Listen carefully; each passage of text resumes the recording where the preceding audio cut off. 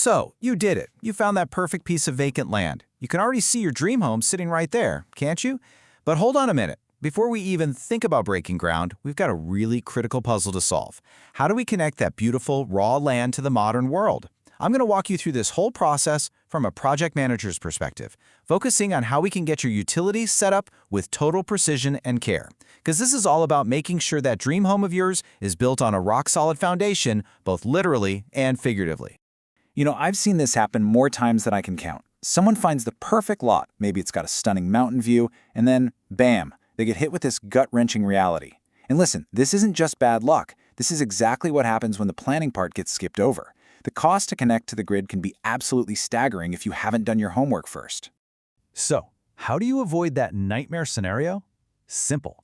You create a clear, detailed map for your project before you get too far down the road. And that's exactly what we're gonna do here. We are gonna cover everything from the power lines way up in the sky to the pipes buried deep underground. And we're gonna turn that feeling of uncertainty into a confident, solid plan of action.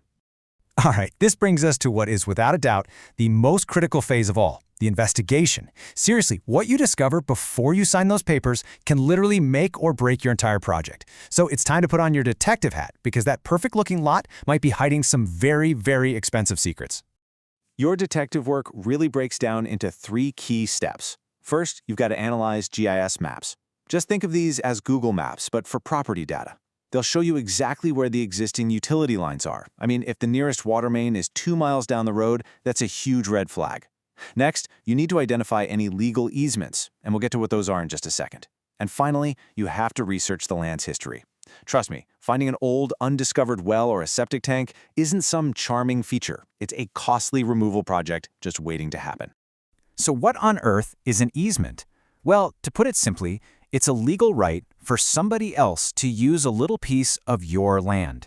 For instance, the power company might have an easement to run their lines across your property. But even more importantly, you might need to get an easement from your neighbor just to connect your own water line. And this is not a handshake deal, okay? This is a formal legal document that has to be filed correctly. Okay, once your investigation is solid and you know what you're dealing with, it's time to connect the big 3, the absolute lifelines to your home. We're talking power, water, and waste management. So let's walk through the options, the costs, and all the key decisions you're going to have to make for each one. Electricity is pretty much always step 1. And in this particular region of Tennessee, you'll likely be working with one of these providers. Your very first move is to call them up and schedule an on-site meeting with a field engineer. Now here's a pro tip for you. Have a rough idea of your home's location staked out on the property. Showing them exactly where you plan to build is absolutely key to getting an accurate cost estimate. And right away, you're going to face your first big decision. Do you want overhead or underground power lines? Overhead lines are definitely cheaper to install, but, well, you're going to see the wires. Trenching them underground looks a lot cleaner, but it costs more. And the single biggest thing that drives this cost is the distance from the nearest power pole. If your home site is way back from the road, the price of setting new poles can easily add thousands to your budget. Next up, water. Your 2 main options here are connecting to a municipal system or drilling a private well. A municipal tap comes with a fee that can absolutely skyrocket if they have to bore under a road to get to your property. A private well, on the other hand, is a bit of a gamble. You pay a driller by the foot, and you just don't know if you're going to hit a good water vein at 100 feet or 500 feet.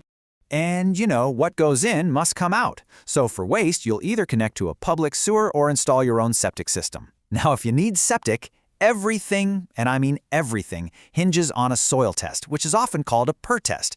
A state scientist will come out and determine if your soil can handle a standard system. If it fails, well, you're looking at a much, much more expensive alternative system. So, with those basics understood, let's zoom out for a second. See, you don't want to just randomly connect utilities. You need to create a master blueprint for your entire site. This is the part where being precise now prevents incredibly costly problems down the road. And this is exactly where that master blueprint becomes so important. For example, you never ever run a water line under a future driveway. Why? Because a simple leak could force you to tear up thousands of dollars in concrete. Same thing for your septic drain field. You have to keep it clear of any future structures like a pool or a shed. And always, I mean always, hire a surveyor to precisely mark your property lines. It's non-negotiable. Just take a look at that number, $22,000. That's the potential high-end cost for just one item, an alternative septic system, which is what you'd need if your land fails that critical perk test. This single number really drives home why that upfront detective work is so vital to protecting your budget. Now let's zoom out and look at the whole budget picture. These are estimates for this area in 2025, and just notice how wide these ranges are. Your electrical costs really depend on distance. Water costs depend on whether you're tapping the city or drilling a well. And septic, as we've seen, can vary wildly based on that soil test. On the low end, maybe you get by for around $7,000, but for a rural lot with a few challenges, you could easily top $50,000. This is exactly why that initial investigation isn't just a suggestion, it's absolutely required. All right, let's be real for a minute. No project is perfect, so let's talk about the bumps in the road. In this part of the country, there are a few common hurdles you should definitely be prepared for. Hitting a big ledge of solid limestone while you're digging a trench? That can bring in heavy, expensive equipment you didn't budget for. Spring rains can turn your entire site into a mud pit, causing all sorts of delays. And honestly, sometimes the biggest challenge is just paperwork backlogs at the utility companies. The best way to solve that last one? Start the process the moment you own the land. Don't wait. So let's bring all of this together. Connecting utilities to vacant land? Yeah, it's a technical journey, and it requires a whole team of experts. But it's important to remember what this is really all about. You're not just laying pipes and wires in the ground. You're setting the stage for the home you have always dreamed of. At the end of the day, I want you to remember this. This process isn't just about following rules or getting permits. When you are precise in your investigation and when you hire licensed professionals that you trust, you are doing so much more than just connecting utilities. You are building a home with a foundation of quality, one that's going to be safe and sound for generations to come. That beautiful plot of land is just full of potential. So the question you have to ask yourself now is, after everything we've just covered, is your plan precise enough to truly unlock it? Plan well, build with integrity, and I promise you, you'll turn that vacant dirt into your dream home.